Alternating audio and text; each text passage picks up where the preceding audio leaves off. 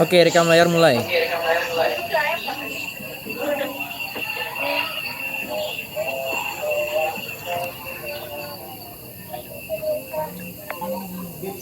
Oke, bismillahirrahmanirrahim. Assalamualaikum warahmatullahi wabarakatuh.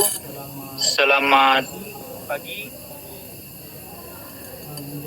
menjelang siang Ibu dan teman-teman semua. Di sini kami dari kelompok 3, yaitu dalam mata kuliah ekonomi ketenagakerjaan, akan menjelaskan tentang hasil presentasi dan diskusi kami dengan judul besarnya yaitu campur tangan pemerintah dalam pasar tenaga kerja.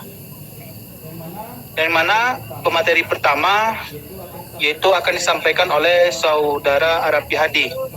Kepada saudara, waktu dan tempat disilakan.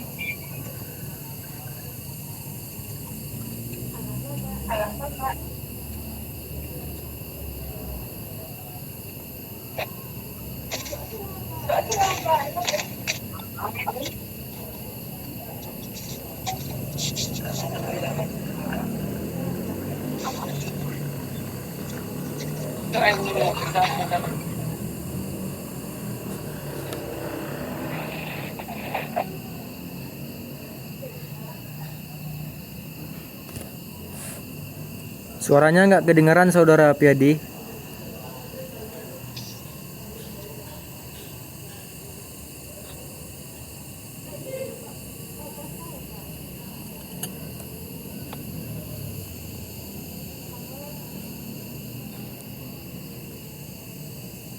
Saudara, suaranya nggak kedengaran. Suaranya nggak kedengaran, Pi. Baik, Assalamualaikum warahmatullahi wabarakatuh.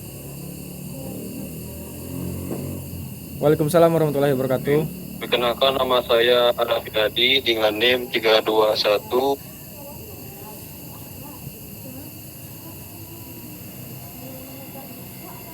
Assalamualaikum warahmatullahi wabarakatuh.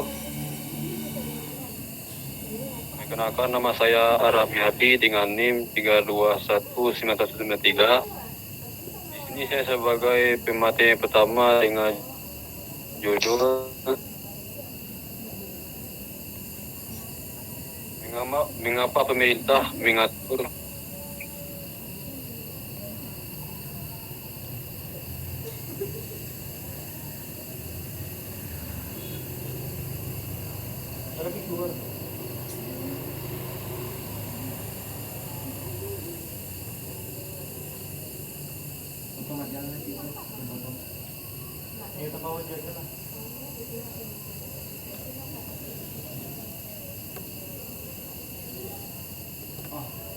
Moderator mungkin Arafi Hadi terkendala jaringan, moderator.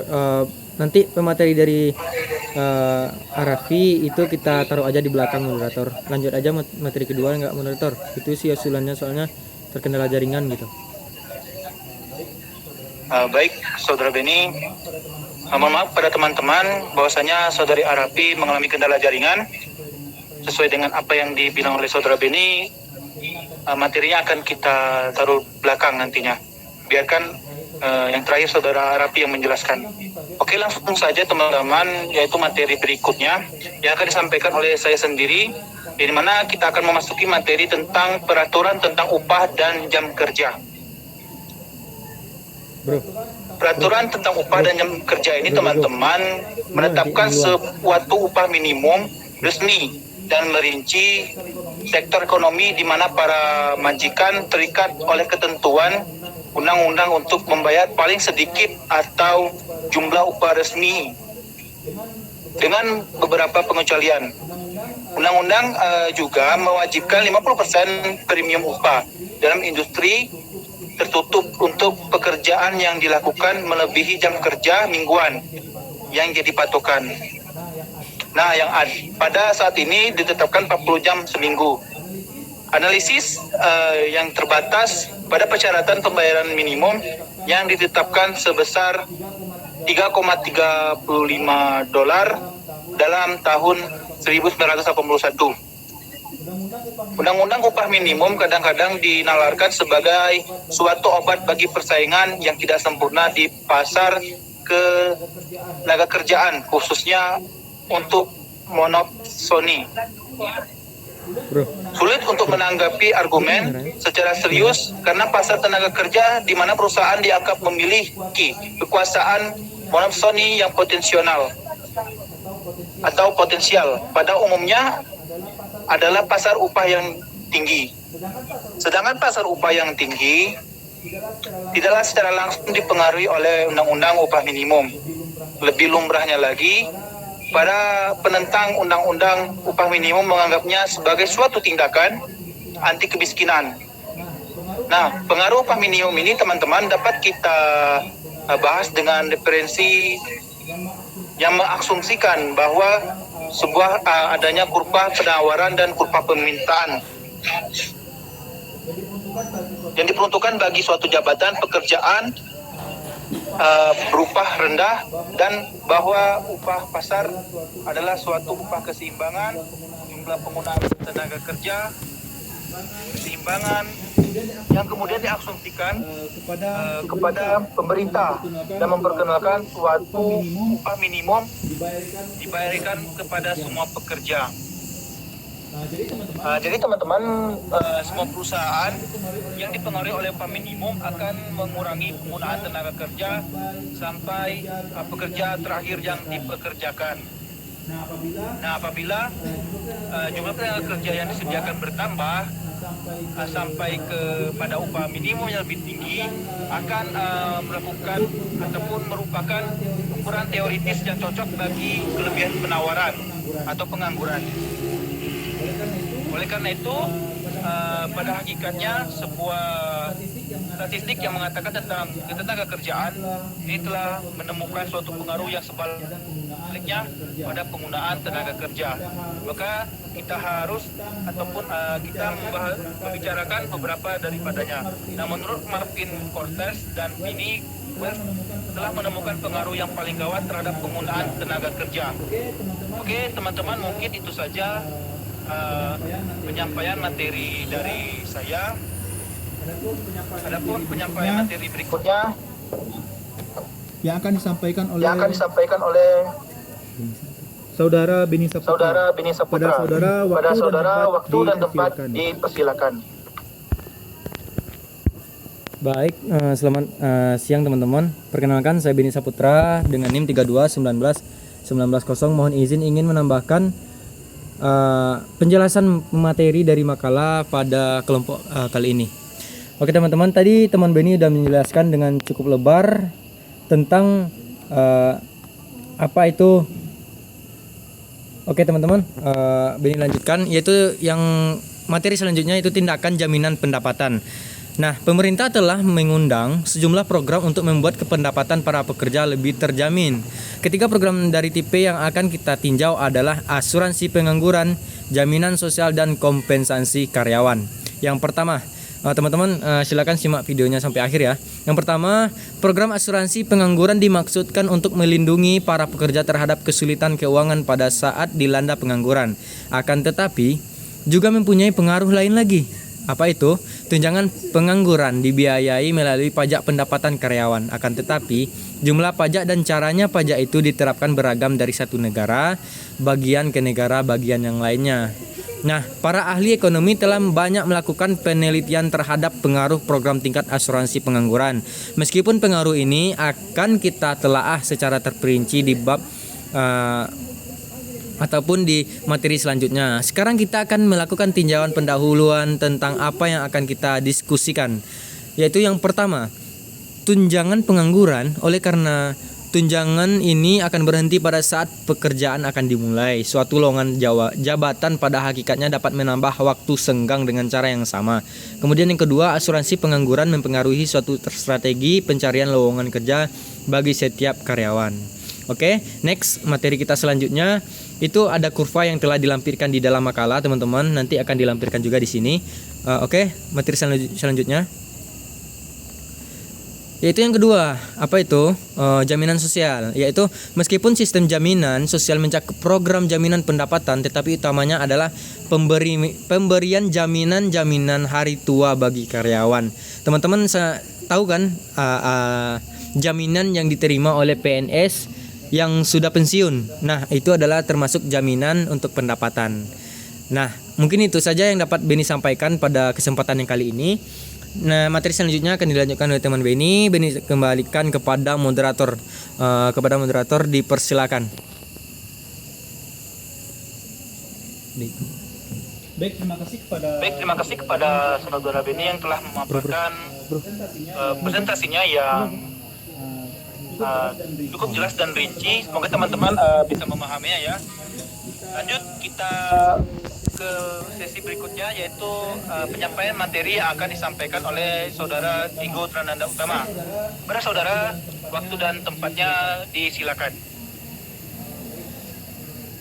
Baik, terima kasih moderator. Jadi sebelumnya teman-teman di sini suara Digo terdengar.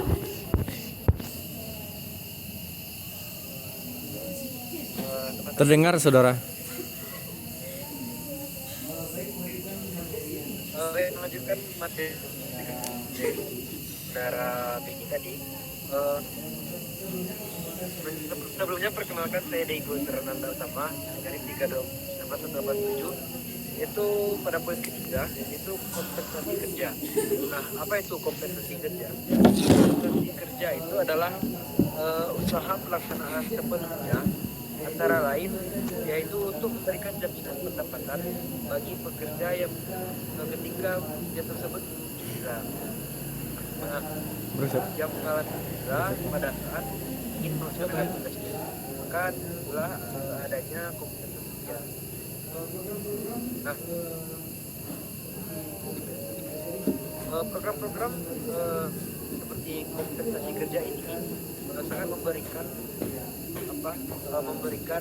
pengaruh besar terhadap pekerja, terkhususnya pada perusahaan-perusahaan besar.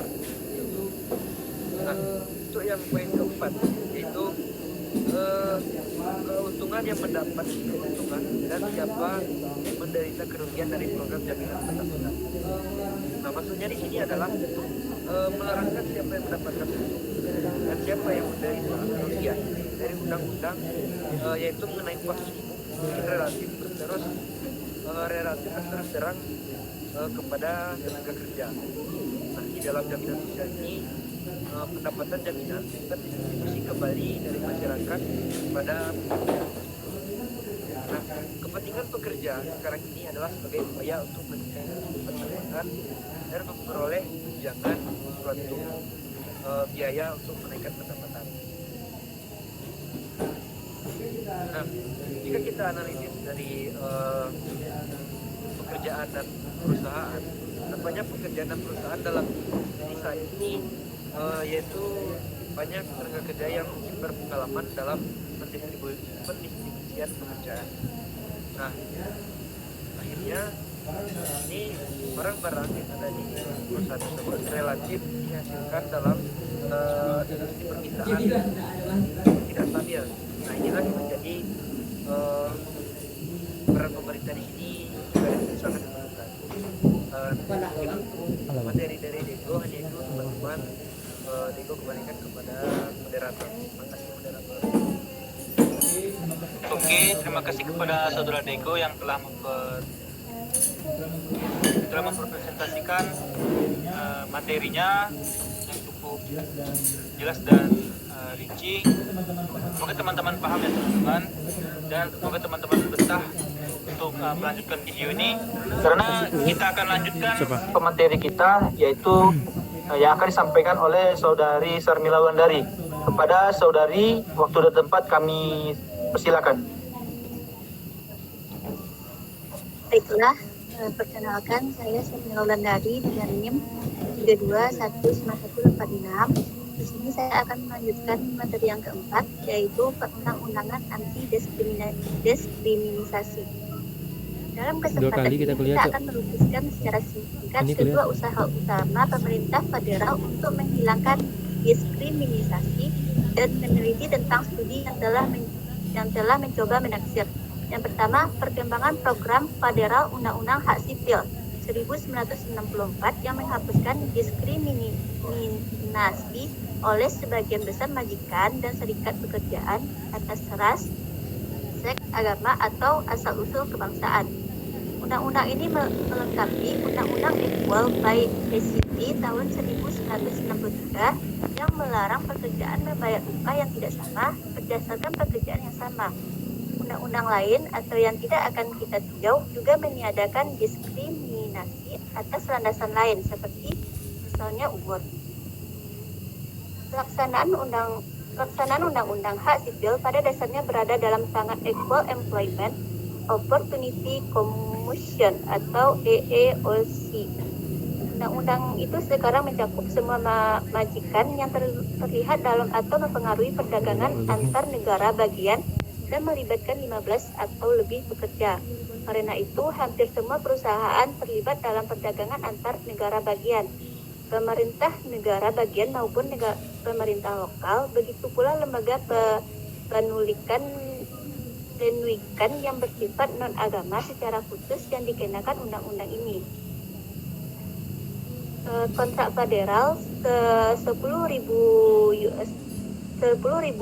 atau lebih, kantor itu menjalankan pemeriksaan yang mantap dan meninjau kembali program dan yang diberikan wewenang untuk meningkatkan kontrak yang sudah ada dan atau menghapuskan perusahaan dari kemungkinan pertimbangan adanya kontrak beberapa hari kemudian. Kantor mewajibkan setiap kontraktor menetapkan syarat atau rencana tindakan nyata untuk mengurangi setiap tindakan dan menekan terhadap keumuman atau pilihan sudah sejumlah data yang luas tentang masalah itu seperti tindakan jabatan senior berdasarkan aspek.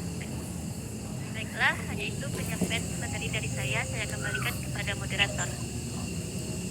Sama keluar. Baik, terima kasih kepada Saudari Sarmil Lodari yang telah menjabarkan terkait materinya. Kita lanjut ke pemateri selanjutnya, yaitu materi yang akan disampaikan oleh Saudari Rahmayanti. Pada Saudari, waktu dan tempat disilakan. Baiklah, saya Rahmayanti akan menjelaskan materi mengenai keefektifan EEOC dan OFCCP.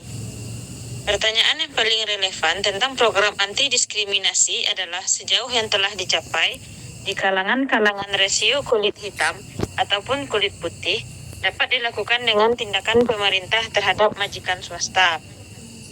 Freeman berpendapat bahwa variabel pendidikan relatif sangat penting, menunjukkan bahwa banyak di antara kenaikan rasio upah kulit hitam ataupun kulit putih disebabkan oleh kenaikan tingkat pendidikan yang berkulit hitam relatif terhadap kulit putih.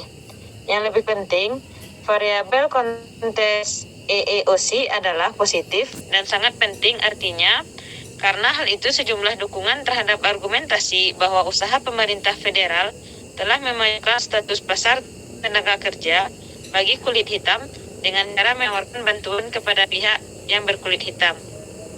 Butler dan Heckman berpendapat bahwa program kesejahteraan ini yang berkeahlian rendah bukan pekerjaan yang proporsional adalah kaum berkulit hitam untuk menarik diri dari angkatan kerja. Analisis kita tentang upah dan jabatan yang mengalami diskriminasi. Penelitian ini tidak begitu menghadapi masalah oleh peneliti Freeman dan Butler Heckman adalah karena mereka tidak meneliti secara menyeluruh waktu senes terjadi.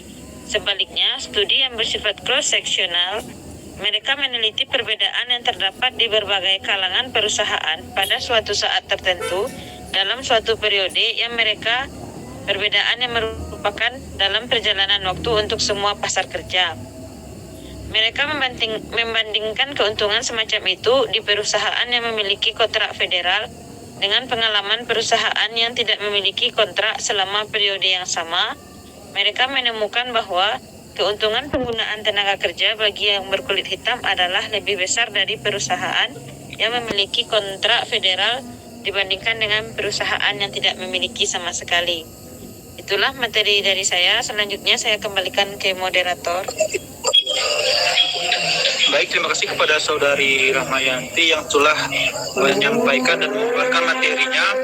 Baik, kita lanjut ke pemateri berikutnya yang akan disampaikan oleh Saudara Rivaldo Pratama. Kepada Saudara, waktu dan tempat dipersilakan. Ya, baiklah. Perkenalkan, saya Rivaldo Pratama dengan NIM 3219195 akan melanjutkan materi yang berikutnya, yaitu yang lisensi jabatan. Dalam banyak jabatan, individu harus mendapat izin dari negara atau Dewan Penyantun suatu negara bagian untuk dapat bekerja. Jabatan yang mencakup persyaratan izin ada banyak dan berbagai, mulai dari jabatan profesional dan ahli hukum sampai jabatan keahlian seperti ahli listrik dan ahli kecantikan. Diperkirakan seluruh jumlah pendapatan yang diperoleh dari jabatan yang memerlukan izin atau lisensi melebihi 10% di Amerika Serikat. Perizinan memerlukan persyaratan antara lain bayaran honor yang tinggi, harus lulus ujian, atau harus memenuhi persyaratan pendidikan atau pengalaman khusus. Tanpa pandang mekanisme yang analisis tentang dampak perizinan adalah sama dan berasal dari langsung perizinan batasi penawaran tenaga kerja. Secara khusus, misalnya, persyaratan untuk melaksanakan real estate akan mengurangi penyediaan tenaga kerja. Pelaksanaan real estate di bawah jumlah yang semestinya berada. Dalam pasar untuk jabatan perizinan, pengaruhnya dapat menentukan keseimbangan di atas keseimbangan yang bersaing yang ada dibandingkan dengan tidak adanya perizinan.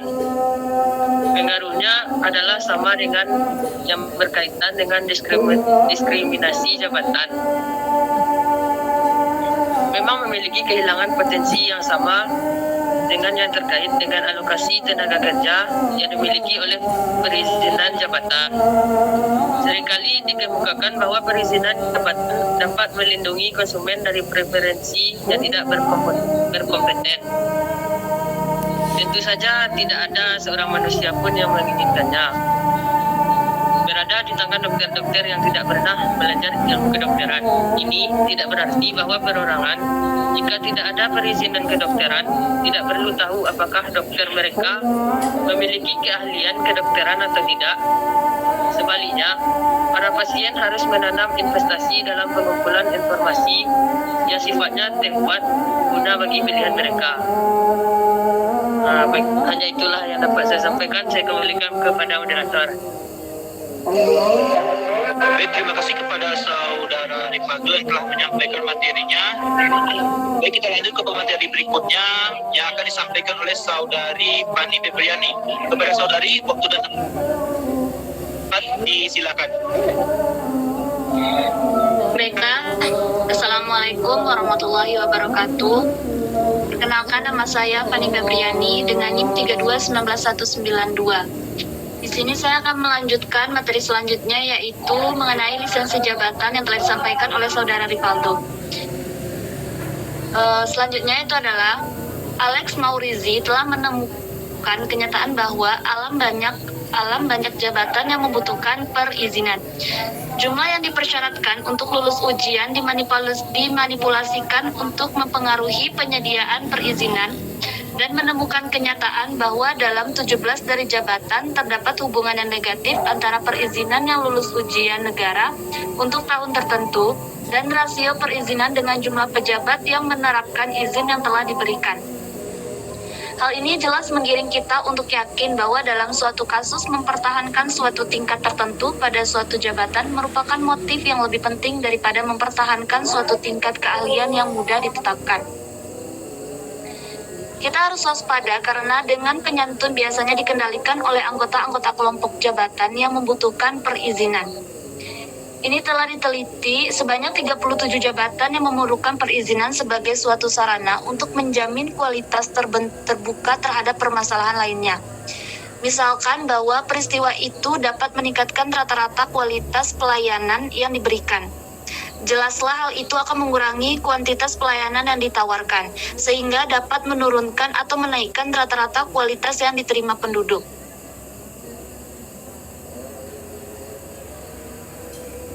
Kembali kita mengambil jabatan sebagai dokter, persyaratan perizinan dapat meningkatkan rata-rata kualitas para dokter, tetapi akan mengurangi penyediaan tenaga dokter. Sebagai akibatnya dapat pula meningkatkan penurunan pelayanan tenaga dokter yang diperoleh. Pengaruhnya mungkin meningkatkan atau menurunkan keadaan kesehatan masyarakat. Baiklah, sekian yang dapat saya sampaikan. Terima kasih, saya kembalikan kepada moderator. Terima kasih kepada Saudari Fani yang telah menyampaikan materinya.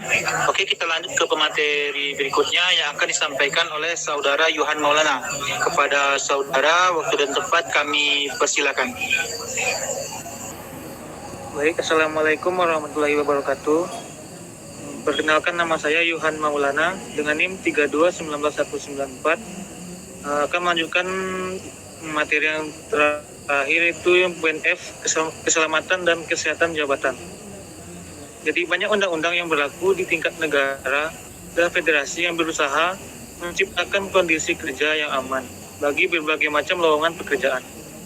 Yang paling penting dari sekian banyak undang-undang yang telah dihasilkan adalah Undang-Undang Keselamatan dan Kesehatan Kerja yang disahkan pada tahun 1970. Undang-undang itu memberi wewenang kepada kantor Departemen Tenaga Kerja, Administrasi Keselamatan dan Kesehatan Kerja yang disingkat dengan OSHA atau OSHA untuk menciptakan dan menjalankan standar keselamatan kerja bagi industri. Lebih dari 4.000 peraturan yang terpisah telah dibuat, dan tidak ada hal yang lebih baik dari penerapan terhadap industri. Dan sasaran yang dinyatakan dalam undang-undang itu adalah untuk memajukan keselamatan dan kesehatan para pekerja. Ada beberapa pertanyaan mengenai undang-undang ini, di mana analisis ekonomi diperjamin. Itu yang pertama, apakah sasaran keselamatan dan keselamatan kerja itu meningkat? Dan yang kedua, apakah undang-undang itu efektif dalam mewujudkan sasaran ini? Mungkin hanya itu yang dapat saya sampaikan. Dikembalikan kepada moderator. Baik, terima kasih kepada Saudara Yohan yang telah menyampaikan materinya. Oke, kita lanjut ke materi terakhir yang seperti yang kita bilang di awal tadi, yaitu kepada Saudara Arafi. Kepada Saudara Arafi disilakan untuk memaparkan materinya. Assalamualaikum warahmatullahi wabarakatuh. Perkenalkan, nama saya Arafi Hadi dengan NIM 3219193. Di sini saya akan menyampaikan materi yang pertama dengan judul mengapa pemerintah mengatur pasar tenaga kerja. Dikritik secara luas, sebagian besar peraturan terhadap pasar tenaga kerja, pasar itu dibutuhkan orang karena satu alasan atau dua. Peraturan itu dibutuhkan karena yang pertama mengatasi ketidaksempurnaan dalam persaingan yang nampak. Yang kedua, memberantas apa yang nampak dari sudut pandangan mereka yang mencari perlindungan peraturan itu. Akibat peraturan yang tidak inginkan, dalam kedua kasus itu dukungan publik peraturan itu bisa saja didasarkan atas korupsi keadilan atau persamaan yang dapat diterima secara luas. Secara alternatif, peraturan itu dalam banyak hal bukan merupakan akibat dari tersebar luas kekhawatiran akan persamaan sama banyak seperti hasil sewa sukses menurut cara yang dilukiskan dalam bab tersebut. Dengan jalan pikirannya kita akan meneliti contoh khusus dari setiap jenis peraturan pasar tenaga kerja. Jenis peraturan ini mengangkut peraturan tentang upah dan jam kerja, tindakan jaminan pendapatan, kegiatan anti diskriminasi, lisensi jabatan, dan peraturan tentang kondisi kerja atau keamanan dan kesehatan. Sekian dari saya. Jika ada salah, maaf. Assalamualaikum warahmatullahi wabarakatuh. Waalaikumsalam warahmatullahi wabarakatuh. Terima kasih kepada Saudara Arafi yang telah menyampaikan materinya. Baik, terakhirnya ataupun berakhirnya Saudara Arafi tadi, maka berakhirlah pula diskusi kita pada siang hari ini. Semoga kita mendapatkan ilmunya dan juga semoga teman-teman menjadi paham seputar campur tangan pemerintah dalam ekonomi ketenaga kerjaan. Jika ada hal yang ingin teman-teman tanyakan ataupun teman-teman masih bingung, silakan kepada teman-teman untuk menanyakannya di grup kita nanti. Baik, mungkin itu saja teman-teman. Kami dari kelompok 3, mohon maaf apabila ada kekurangan kata dan kesalahan kata dalam penyampaian kami. Sekian, terima kasih. Kami akhiri dengan wabillahi taufiq wal hidayah. Wassalamualaikum warahmatullahi wabarakatuh. Waalaikumsalam warahmatullahi Waalaikumsalam wabarakatuh. warahmatullahi wabarakatuh.